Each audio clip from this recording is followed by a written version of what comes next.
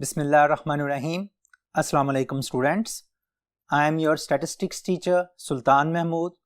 Students, हम बात कर रहे थे प्रेजेंटेशन ऑफ डाटा की। हमारे लास्ट लेक्चर में हमने कैटेगोरिकल डाटा को प्रेजेंट करना सीखा, जिसमें हमने डिफरेंट बार डायग्राम्स बनाए। आज जो है हमारे पास एक क्वांटिटेटिव डाटा फ्रीक्वेंसी डिस्ट्रीब्यूशन की शक्ल में होगा। हम उसके लिए ग्राफ बनाएंगे और हमारा ग्राफ जो होगा वो हिस्टोग्राम कहलाएगा। आइए देखते हैं कि हिस्टोग्राम जो है वो कैसे फाइंड आउट की जाती है।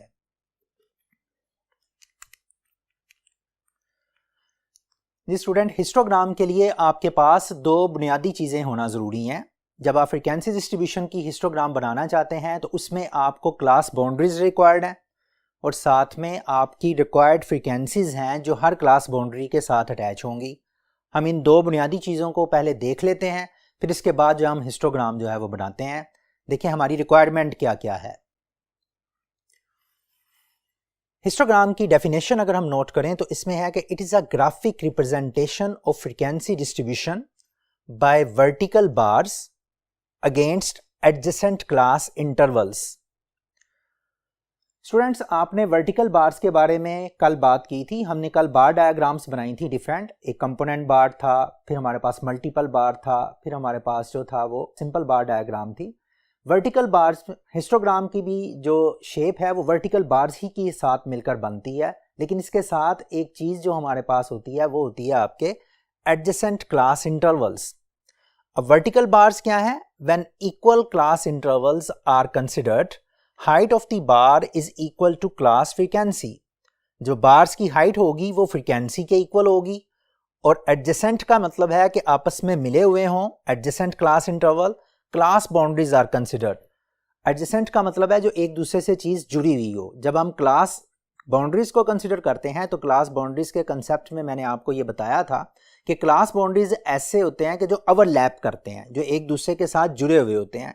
तो ऐसे इंटरवल्स को हम क्लास बाउंड्रीज बोलते हैं।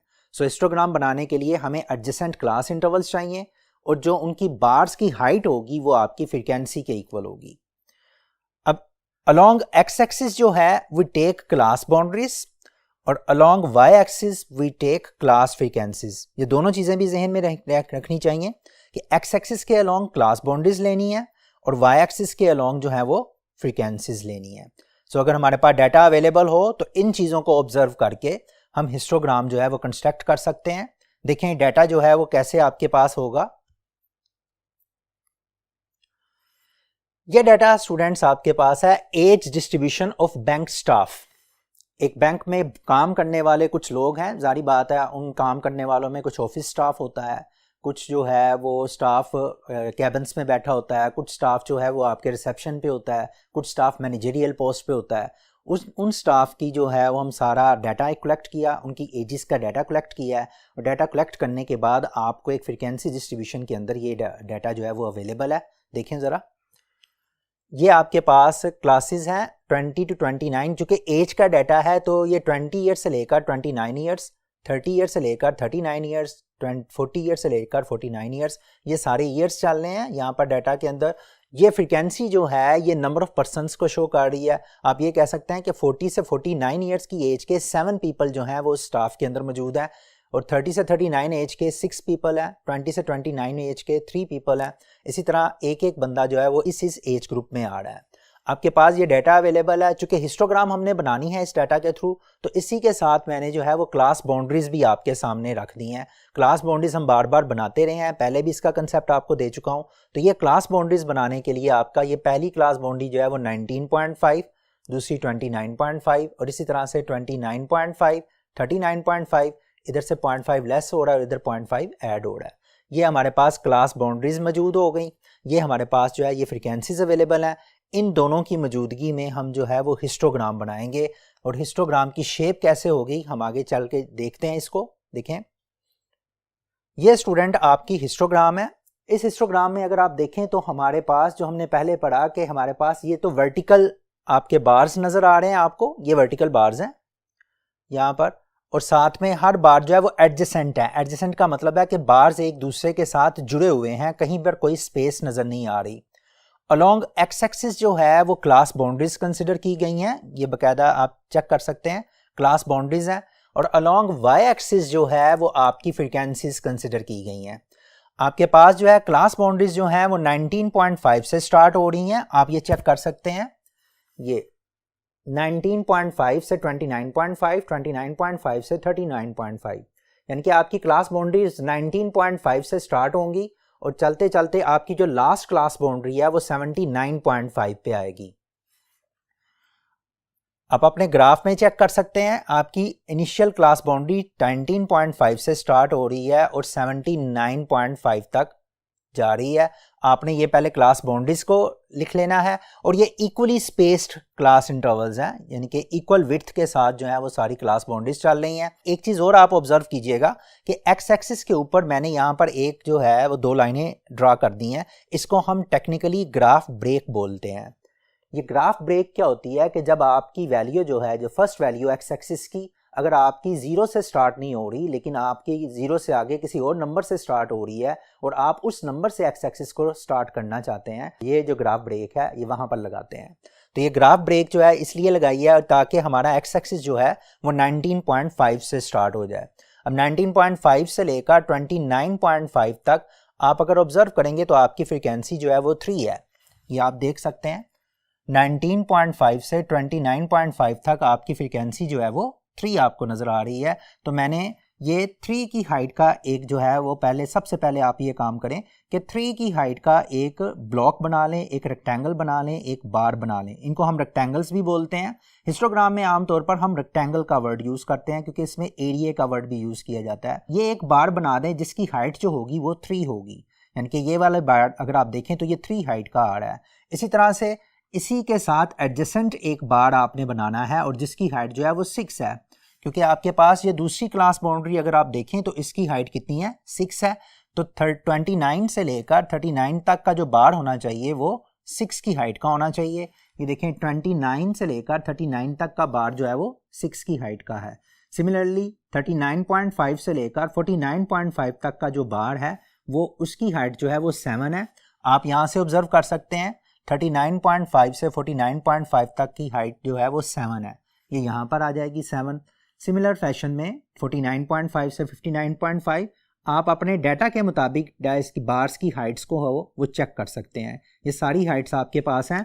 ये आपकी एक कंप्लीट हिस्टोग्राम बन जाती है। आप एक बड़ी ऑड सी चीज़ जो है वो हिस्टोग्राम में ये मिडल ऑफ द डाटा में आपको नज़र आ रही होगी, जो मैंने यहाँ पर ये डैश लाइन लगाई है और साथ में ये दोनों लाइनें जो हैं वो मैंने ज्वाइन की हैं। बेसिकली हिस्टोग्राम जो है ये हमारे पास एक ऐसा ग्राफ है जिससे आप मोड जो है वो फाइंड आउट कर सकते हैं। स्टूडेंट्स, मैंने आपको बताया था कि आपके पास जो अरिथमेटिक मीन है या हार्मोनिक मीन है या ज्योमेट्रिक मीन है, ग्राफ के ज़रिए उसको फाइंड आउट नहीं किया जा सकता, लेकिन मोड जो है वो हम ग्राफिकली उसको फाइंड आउट कर सकते हैं। मीडियन भी जो है वो भी हम ग्राफिकली फाइंड आउट कर सकते हैं। हम अपने अगले जो चार्ट हम बनाएंगे उसमें हम मीडियन को भी फाइंड आउट करना आपको सिखाएंगे। तो उसमें पहले तो हम देखते हैं कि अगर हिस्टोग्राम आपके पास अवेलेबल हो तो आप उस हिस्टोग्राम को मोड बनाने के लिए कैसे यूज़ कर सकते हैं, मोड को फाइंड आउट करने के लिए कैसे यूज़ कर सकते हैं। उसके लिए देखें, आपके पास जो हाईएस्ट बार आपको नज़र आए, यानी कि जिसकी हाइट सबसे ज़्यादा है, ये वाला हाईएस्ट बार है जिसकी फ्रीक्वेंसी जो है वो 7 है। इस फ्रीक्वेंसी के अगेंस्ट आपने जो एडजेसेंट बार्स हैं, एक बार ये है एडजेसेंट और एक ये है, ये दोनों बार जो हैं ये हाईएस्ट बार के साथ एडजेसेंट है। आपने क्या करना है कि ये जो पहला बार एडजेसेंट है इसका ये वाला कॉर्नर पॉइंट इसके कॉर्नर पॉइंट के साथ अटैच कर दें हाईएस्ट बार के साथ। ये दोनों, ये एक लाइन आपको नज़र आ रही है ये वाली, आप इसको इसके साथ अटैच कर दें और इसी तरह इधर से इसका कॉर्नर पॉइंट जो है वो भी इसके कॉर्नर पॉइंट के साथ अटैच कर दें। तो यहाँ पर आपके पास ये दूसरी लाइन लग जाएगी ये वाली, और फिर यहाँ पर ये दोनों लाइनें जहाँ पर इंटरसेक्ट करेंगी ये वाला वो पॉइंट है, ये इंटरसेक्टिंग पॉइंट आप कंसिडर कर लें, इसको आइडेंटिफाई कर लें। और फिर इंटरसेक्टिंग पॉइंट से नीचे जो है वो एक या तो आप शेडेड लाइन ड्रा कर दें या फिर आप जो है वो डायरेक्ट सॉलिड लाइन भी आप ड्रा कर सकते हैं। इसको हम बोलते हैं कि इस पॉइंट से नीचे आपने एक परपेंडिकुलर ड्रा कर देना है। जब आप इस पॉइंट से नीचे एक परपेंडिकुलर लाइन ड्रा करेंगे एक्स एक्सिस के ऊपर, तो वो परपेंडिकुलर एक्स एक्सिस के ऊपर जिस पॉइंट के ऊपर जाकर मिलेगा, यानी कि ये वाला जो पॉइंट ऑफ इंटरसेक्शन है, इससे जो परपेंडिकुलर नीचे ड्रा किया है वो जो एक्स एक्सिस को जिस पॉइंट पे जाकर मिलेगा, दैट पॉइंट इज, ये वाला पॉइंट जो होगा इसको आप रीड कर सकते हैं, this point is your mode. So mode जो है वो आप हिस्टोग्राम के जरिए आइडेंटिफाई कर सकते हैं। आप अपनी स्केल के मुताबिक चेक कर सकते हैं कि आपका मोड जो है वो किसके इक्वल आ गया है। मसलन 39 से ये जो है यहाँ पर पड़ा हुआ है, दूसरे लफ्ज़ों में ऑलमोस्ट 42 के ऊपर जाए, क्योंकि अगर मैं 39 से लेकर 49.5 तक इसके 10 पार्ट्स में से इस पूरे हिस्से को डिवाइड करूं तो ये मेरा जो है ये वाला पॉइंट जो है वो ऑलमोस्ट 42 के ऊपर आता है। 39.5, 40.5, 41.5 एंड ऑलमोस्ट 42। तो 42 जो होगा वो आपका मोड आ जाएगा, अप्रोक्सीमेट वैल्यू मोड की निकल आएगी। समटाइम जो है हिस्टोग्राम आपको exact value of the mode दे देती है और समटाइम जो है वो थोड़ी सी अप्रोक्सीमेट वैल्यू देती है। ऑब्वियसली डायग्राम के जरिए आप फाइंड आउट कर रहे हैं तो डायग्राम से जरिए जो आंसर आएगा वो थोड़ा सा डिफरेंट भी हो सकता है और एक्यूरेट भी आपका आंसर आ सकता है। वैसे ये वाला जो आपको मेथड मैंने बताया है ये आपको एक्यूरेट वैल्यू देगा मोड की। सो हिस्टोग्राम से आप मोड मालूम कर सकते हैं। तरतीब को फिर दोबारा से समझना, सबसे पहले आपने इन पॉइंट्स को आपस में ज्वाइन करना है, कॉर्नर्स को, इधर से ये वाला कॉर्नर जो हाईएस्ट पॉइंट के साथ, और फिर दोनों लाइनें जहां पर इंटरसेक्ट करेंगी उस लाइन से नीचे आपने एक परपेंडिकुलर ड्रा कर देना है। वो परपेंडिकुलर एक्स एक्सिस को जिस पॉइंट के ऊपर जाकर मिलेगा that point will locate your mode, वो आपका मोड होगा। मोड की वैल्यू जो है वो आपके पास आप अलहदा से लिख सकते हैं। This is how histogram is used for finding mode. तो स्टूडेंट्स अभी तक आपने समझा कि हिस्टोग्राम को बनाना कैसे है। बनाना इस तरह है कि क्लास बाउंड्रीज और साथ में फ्रीक्वेंसीज को आपस में ज्वाइन करना है एडजेसेंट रेक्टेंगल्स के जरिए। आपके सामने हिस्टोग्राम आ जाएगी और फिर उस हिस्टोग्राम से आप मोड को जो है वो लोकेट कर सकते हैं, वो भी मैंने आपको बता दिया। अब जो है हिस्टोग्राम के जरिए ही हम दो और मज़ीद जो है वो ग्राफ्स बना सकते हैं।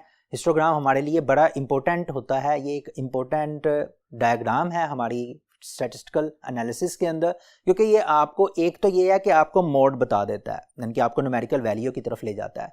दूसरा आपको डाटा की डिस्ट्रीब्यूशन के बारे में बता देता है, ट्रेंड के बारे में बता देता है कि डाटा पॉजिटिवली स्क्यूड है या नेगेटिवली स्क्यूड है। यहाँ से अगर आप हिस्टोग्राम को स्टडी करेंगे तो आपको आइडिया हो जाएगा कि डाटा पॉजिटिवली स्क्यूड है या नेगेटिवली स्क्यूड है। हमने बात की थी पॉजिटिव स्क्यूनेस की और नेगेटिव स्क्यूनेस की भी। नेगेटिव स्क्यूनेस मैंने आपको बताया था कि एंड पे जाकर जो है वो स्मॉल वैल्यूज बढ़ जाती हैं और शुरू में वैल्यूज जो हैं वो कम होती हैं, जबकि पॉजिटिव स्क्यूनेस में एंड पे वैल्यूज कम होती हैं और शुरू में वैल्यूज ज़्यादा होती हैं। अगर हम अपनी हिस्टोग्राम की तरफ देखें, यहाँ पर आप देखेंगे तो आपके पास ये बाद में वैल्यूज जो हैं वो कम होना शुरू हो गई हैं और शुरू में वैल्यूज जो थी वो ज़्यादा थी, और आपका जो है एक डिफरेंट जो स्केच बनता है वो इस तरह से आप जो है हिस्टोग्राम बना सकते हैं कि ये पॉजिटिवली स्क्यूड की तरफ जो है वो हिस्टोग्राम चल रहा है, क्योंकि एंड पे जाकर वैल्यूज छोटी हो गई हैं और शुरू में वैल्यूज जो हैं वो ज़्यादा हैं।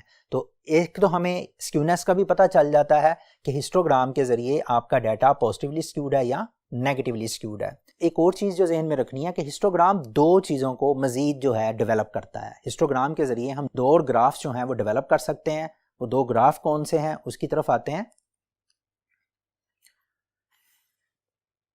एक है फ्रीक्वेंसी पॉलीगॉन और दूसरा है फ्रीक्वेंसी कर्व। मैंने यहां पर पहले ये लिखा है frequency polygon can be obtained by joining the mid points of tops of the rectangles of histogram. अच्छा, इस स्टेटमेंट का मतलब क्या है कि आपके पास जो हिस्टोग्राम के रेक्टेंगल्स बने हैं, जो बार्स बने हैं, उनके टॉप्स के मिड पॉइंट्स को आपने ज्वाइन कर लेना है। कैसे? ये देखें, मसलन ये एक बार है ना आपका, इस बार में ये पहले वाला बार है और इसका मिड पॉइंट जो है आप यहीं से आइडेंटिफाई कर सकते हैं। 19.5 और 29.5 का मिड पॉइंट जो बनेगा यहाँ पर, दोनों को प्लस करके 2 पे डिवाइड करके, वो आपका यहाँ पर ऑलमोस्ट मिड पॉइंट आएगा। ये मिड पॉइंट इसका, इस रेक्टेंगल का मिड पॉइंट ऑलमोस्ट ये बनेगा, इस रेक्टेंगल का मिड पॉइंट जो है वो ये बनेगा, इस रेक्टेंगल का टॉप का मिड पॉइंट ये बनेगा और इस रेक्टेंगल के टॉप का मिड पॉइंट ये, और इधर से इसका मिड पॉइंट जो है वो ये बन जाएगा। बेसिकली मिड पॉइंट्स कैसे आइडेंटिफाई होते हैं, ये यहाँ से जो यहाँ पर जो मिड पॉइंट होगा इसका, उसी के मुताबिक हम उसके बिल्कुल ऑपोजिट जो है वो यहाँ पर मिड पॉइंट लेंगे। इधर से ये वाला जो मिड पॉइंट बनेगा, इन दोनों वैल्यूज़ का जो मिड पॉइंट आएगा, दोनों को प्लस करके 2 पे डिवाइड करके जो आंसर आएगा उसके अगेंस्ट यहाँ पर ये वाले सारे मिड पॉइंट्स जो हैं हमने इस तरह से लोकेट किए हैं। अगर इन तमाम मिड पॉइंट्स को आपस में मिला दिया जाए स्ट्रेट लाइन के थ्रू, मसलन आप इसको स्केल के ज़रिए जो है वो इजीली मिला सकते हैं। इनको ज्वाइन करेंगे तो हमारे पास फ्रीक्वेंसी पॉलीगॉन आ जाएगी। फ़र्ज़ करें मैं पहले दोनों पॉइंट्स को अगर आपस में मिलाता हूँ तो ये मेरे पास इस तरह से बन जाएगा।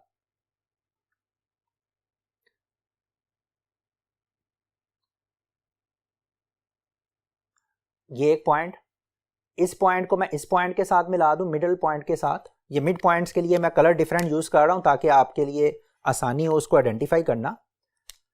यहाँ पर ये मिड पॉइंट था, इधर से ये मिड पॉइंट था, यहाँ पर आप इन दोनों मिड पॉइंट्स को आपस में मिला दें, ये मिल गया।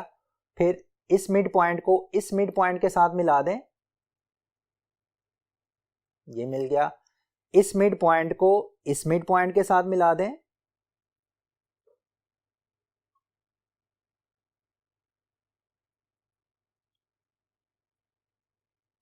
ये मिल जाता है। इधर से ये वाला मिड पॉइंट जो है इस मिड पॉइंट के साथ मिला दें, और इधर से ये वाला मिड पॉइंट जो है इधर से मिला देंगे। तो ये वाली जो आपको रेड कलर के अंदर डायग्राम नजर आ रही है, जो कि मैंने टॉप्स ऑफ द रेक्टेंगल्स को आपस में मिलाया है, तो ये वाली रेड डायग्राम जो है this is called frequency polygon. So students, frequency polygon के लिए जो टॉप्स ऑफ द रेक्टेंगल्स को मिलाना पड़ता है, और टॉप्स ऑफ द रेक्टेंगल्स को कैसे मिलाना है, स्ट्रेट लाइन के थ्रू। आप उस स्केल को यूज़ कर सकते हैं। स्केल इस्तेमाल करके आप जो सारी स्ट्रेट लाइन बनाएं, और स्ट्रेट लाइन से जो आपके पास डायग्राम नज़र आएगी वो आपकी फ्रीक्वेंसी पॉलीगॉन कहलाएगी।